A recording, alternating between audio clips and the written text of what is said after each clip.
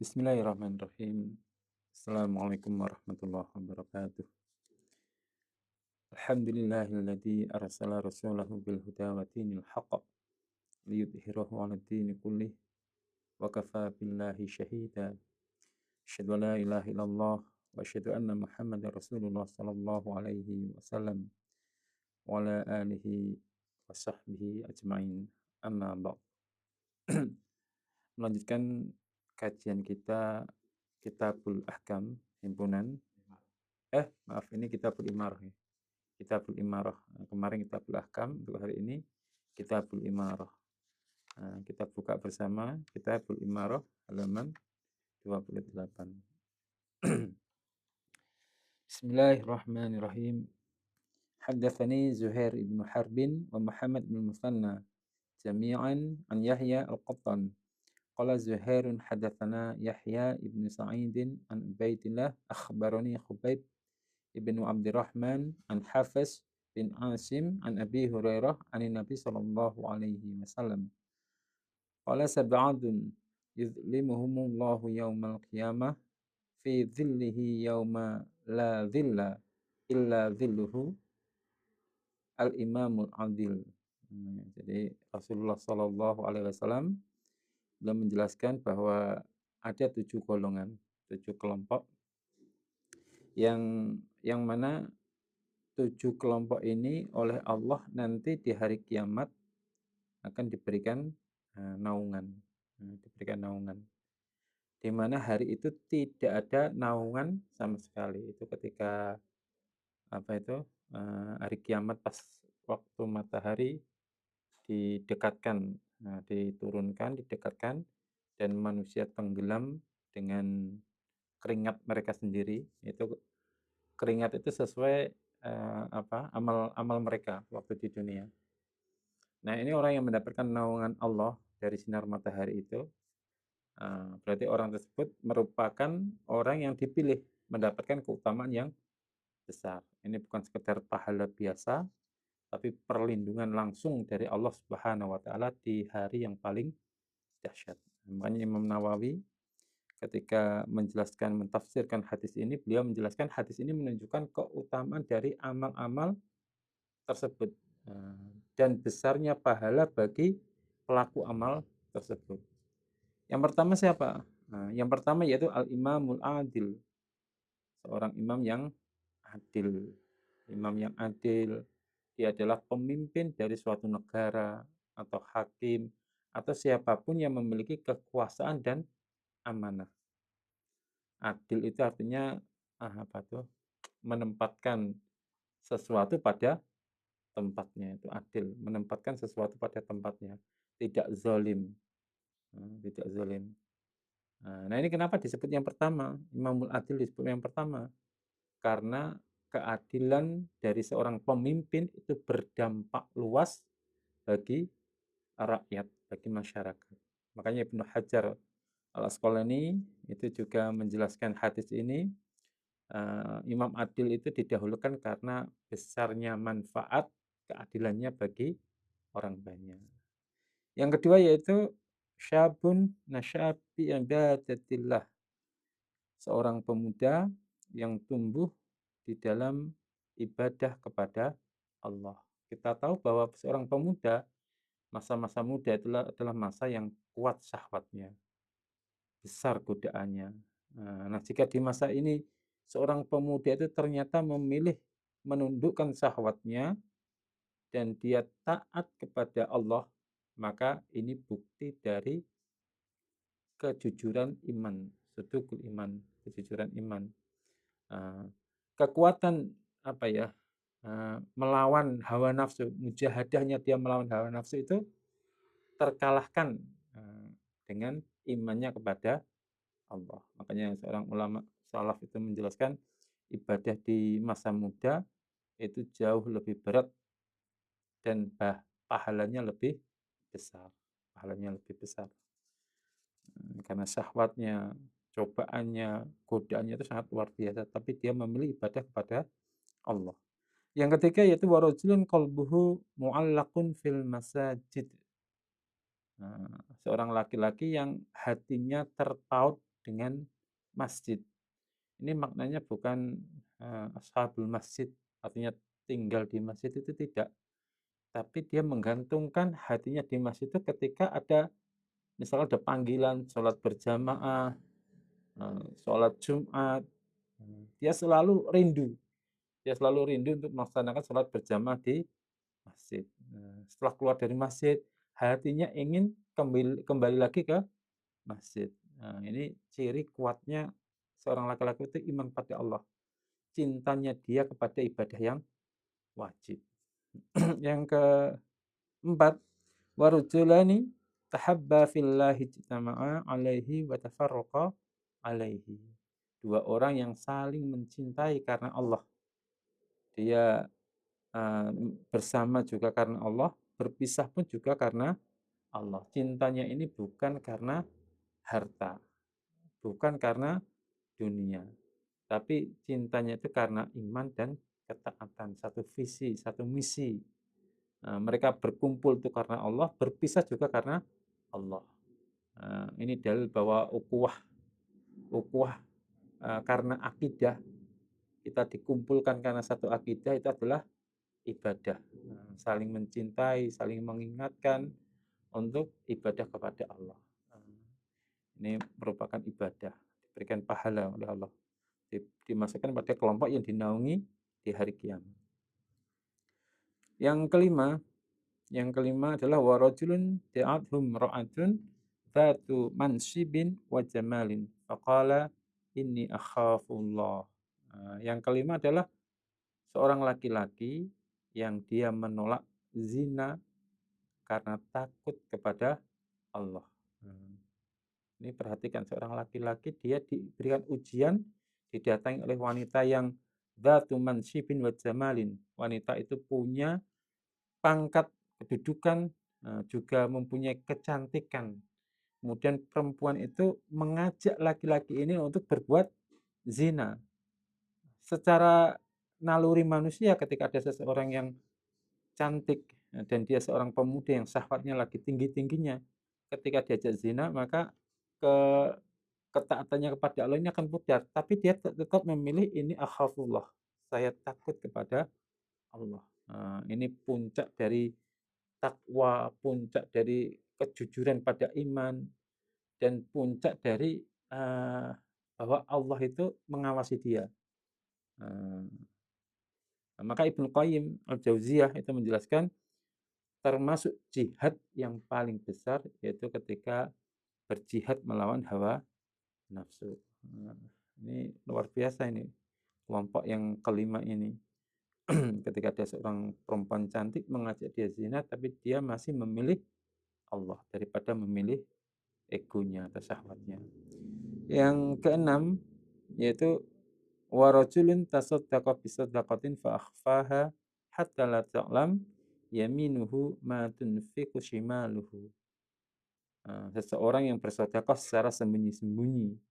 Bahkan Rasulullah menggambarkan ketika dia sedekah menggunakan tangan kanannya, tangan kirinya ini tidak mengetahui. La ta'lam yaminuhu ma tunfiqu shimaluhu. Tangannya tidak mengetahui. Ini artinya sedekahnya itu atau sedekahnya atau infaknya itu ikhlas, tanpa riya. Sampai-sampai seakan-akan tangan kirinya ini tidak tahu. Ini bukti lafadz yang hakiki, kiasan tentang sangat tersembunyinya suatu sedekah. Saking menjaganya sedekah sampai-sampai tangan kirinya nggak kelihatan, nggak tahu. Itu saking dia itu sedekah sudah menjadi kebiasaan. Sudah menjadi kebiasaan. Yang ketujuh, warajulun dzakarallahu khaliyan fafadat ainahu. Seorang laki-laki yang dia khalwah, berzikir, ingat kepada Allah, lalu dia menangis, menyendiri, lalu dia menangis. Ini adalah ibadah paling ikhlas, tanpa pujian dari manusia. Tangisannya itu memang benar-benar takut kepada Allah, rindu kepada Allah, menyesali dosa-dosanya, Makanya ulama mengatakan air mata yang keluar dari hati, air mata itu keluar dari hati yang hayyan, dari hati yang hidup. Kalau hatinya itu sehat, hidup, ketika mengingat Allah, ketika dia rindu kepada Allah, takut kepada Allah, menyesali dosa-dosanya, dia tidak sadar air matanya itu mengalir. Inilah 7 kelompok yang besok di hari kiamat dinaungi oleh Allah.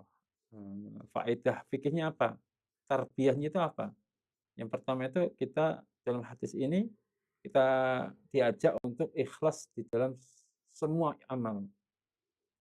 Kemudian yang kedua, amal yang berat bagi nafsu itu pahalanya lebih besar. Kemudian yang ketiga, Allah memberikan keutamaan sesuai tingkat kesulitan amal. Sesuai dengan tingkat kesulitan amal. Dan di hari kiamat adalah hari nyata. Artinya kebutuhan akan perlindungan Allah itu nyata, pasti. Dan 7 kelompok ini oleh Allah diberikan perlindungan. Kita teruskan. Akhbarana Suwaid bin Nasr qala anba'ana Abdullah an Ubaidillah an Habib bin Abdurrahman an Hafiz bin Asim an Abi Hurairah anna Rasulullah sallallahu alaihi wasallam qala. Ini sama ini.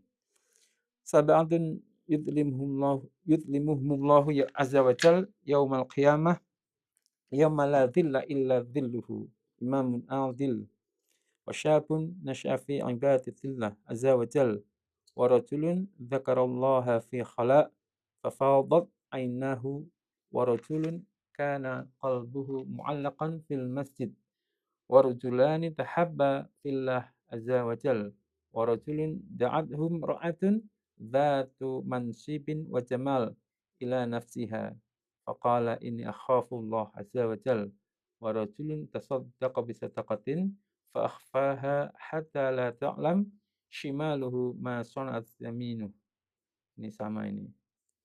Ini sama dengan hadis yang atasnya, 7 kelompok yang dinaungi oleh Allah. Hadatsana Abu Bakar bin Abi Syaibah wa Zuhair bin Harbin wa Ibnu Numairin qalu hadatsana Sufyan bin Uyainah an Amr yakni bin Dinarin an Amr bin Ausin an Abdullah ibni Amr qala Ibnu Numair wa Abu Bakar yablughu bihi Nabi sallallahu alaihi wasallam wa fi hadis Zuhair qala Rasulullah sallallahu alaihi wasallam innal muqassitina indallahi ala manabir min nurin. Sesungguhnya orang-orang yang bisa berlaku adil berada di sisi Allah di atas mimbar-mimbar dari cahaya, yang terbuat dari cahaya. An yamini rahman azza wa jal. Orang-orang yang adil ini ditempatkan di sisi sebelah kanannya Allah yang maha pengasih azza wa jal, lagi maha mulia, lagi maha agung. Wakil dayadaihi yamin, dan kedua tangannya Allah itu kanan. Alladzina ya'diluna fi hukmihim wa ahlihim wa ma walu, dan mereka adalah orang-orang yang berlaku adil dalam hukum mereka terhadap keluarga mereka, juga terhadap apa saja yang mereka pimpin.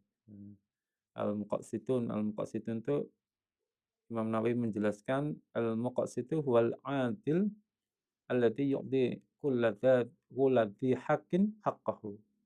Orang yang adil itu adalah orang yang bisa memberikan haknya kepada pemiliknya, pemilik haknya.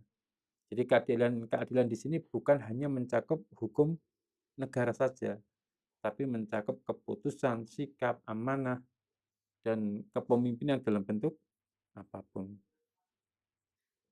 Nah, orang yang adil itu ditempatkan di beberapa mimbar. Mana biromin nur, mimbar yang terbuat dari cahaya. Mimbar dari cahaya ini menunjukkan kedudukan yang sangat tinggi, mulia, lagi terhormat di hadapan Allah Subhanahu wa taala di hari kiamat. Ini bukan sekedar tempat duduk, itu tidak, tetapi sebagai simbol kemuliaan di hari kiamat. Disebabkan keadilan di dunia. An yamini rahman. Ahli sunnah menetapkan sifat ini kedua tangannya Allah kanan, wa kilta yadayhi yamin, kedua tangannya Allah itu kanan semua. Ini Ahlussunnah menetapkan sifat ini sebagaimana datangnya, tanpa ditahrif. Tahrif itu berarti menyimpangkan maknanya, juga tanpa ditaktil. Taktil itu berarti menolak maknanya, ditakyif.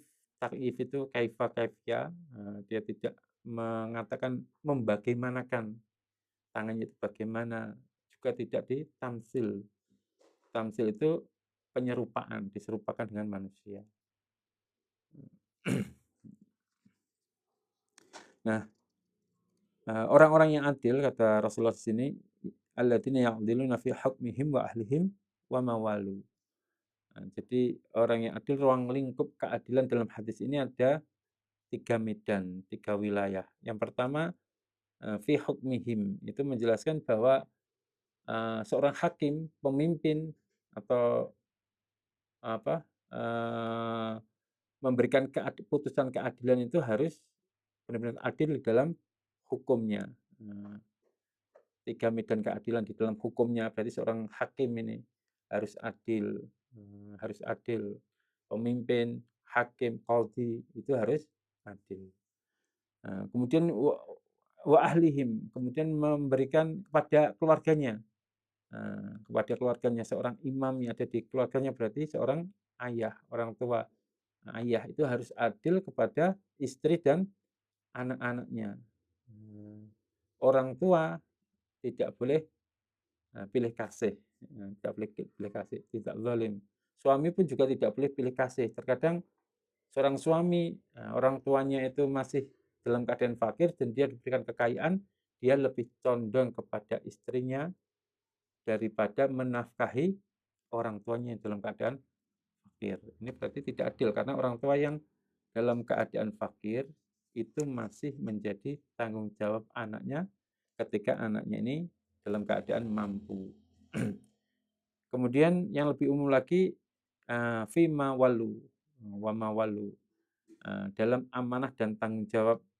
Ini siapapun orangnya yang diberikan amanah tanggung jawab, entah itu dalam sebuah komunitas, organisasi,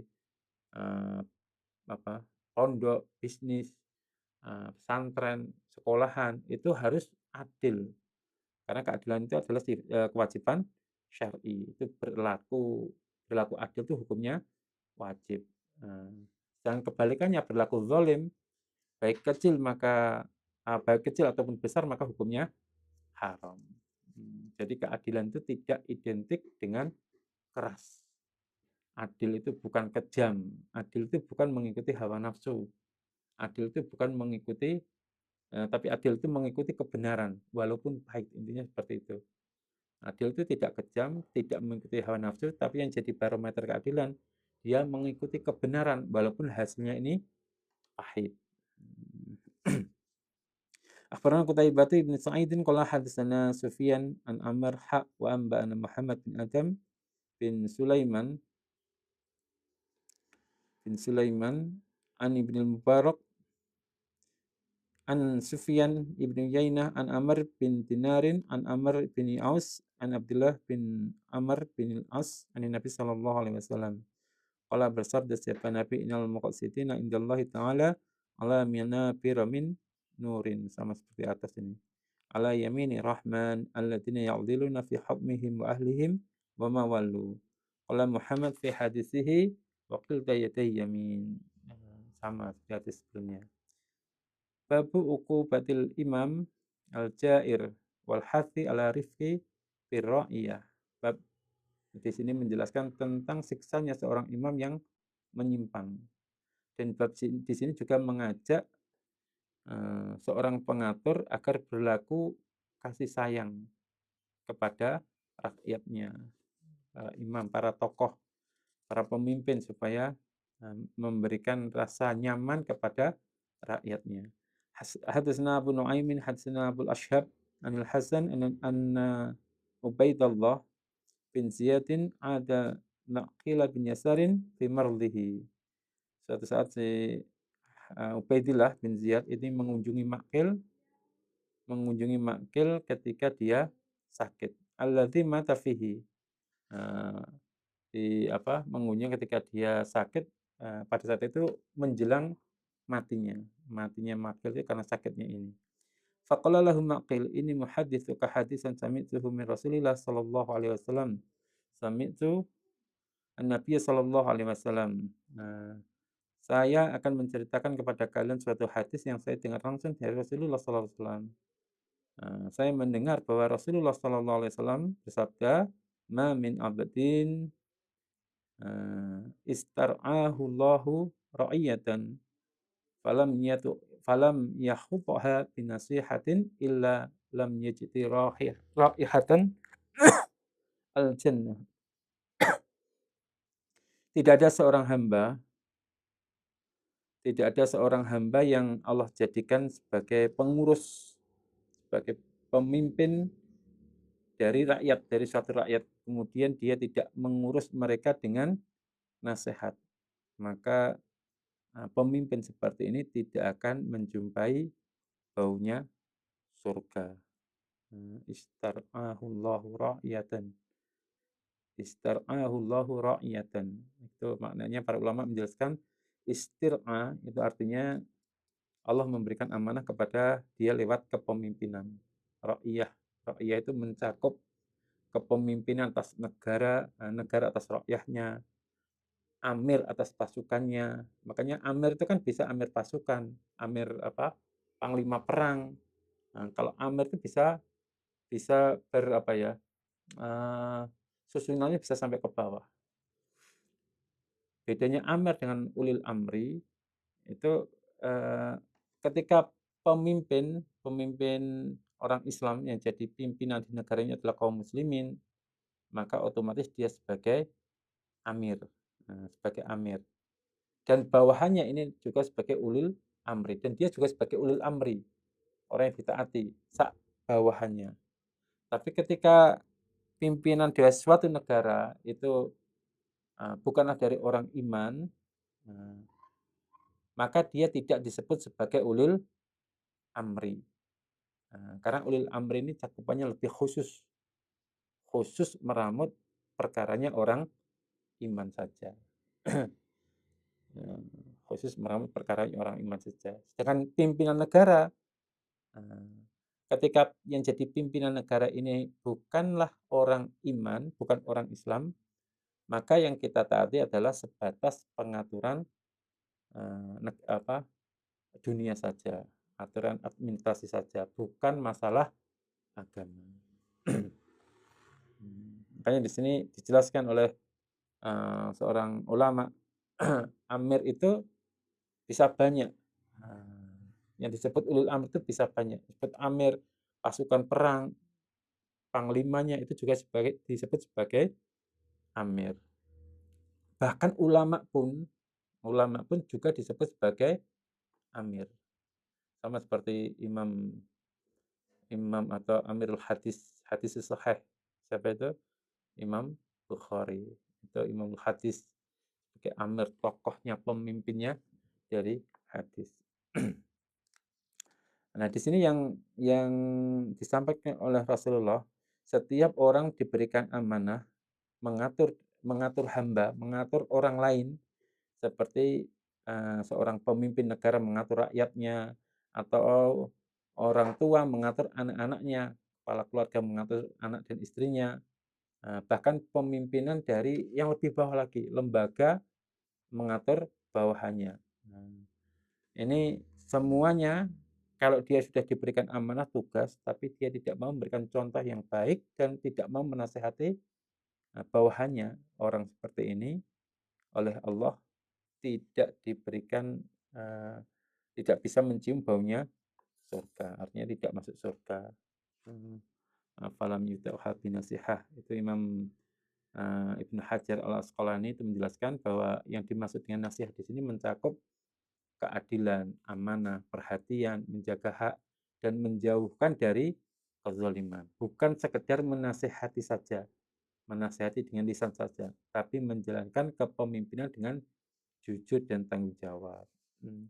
Sedangkan ancaman la yajid raihatal jannah, para ulama sepakat ini ancaman yang sangat keras. bau surga dapat tercium dari jarak yang sekian, perjalanan sekian, sekian tahun, 40 tahun gitu kan. Jika seseorang tidak mencium baunya surga, berarti dia terancam tidak akan masuk ke dalam surga kecuali Allah memberikan ampunan. Nah, ini menunjukkan begitu besarnya dosa pengkhianatan dari seorang pemimpin dan dosanya kezaliman penguasa terhadap, rakyat-rakyatnya. Nah, insyaallah demikian yang bisa kami sampaikan. Ada kurang lebihnya dalam menyampaikan, kami mohon maaf yang sebesar-besarnya. Akhirul qouli hadza, wassalamualaikum warahmatullahi wabarakatuh. Emang 31 ya, Mang? Bukan yang 32.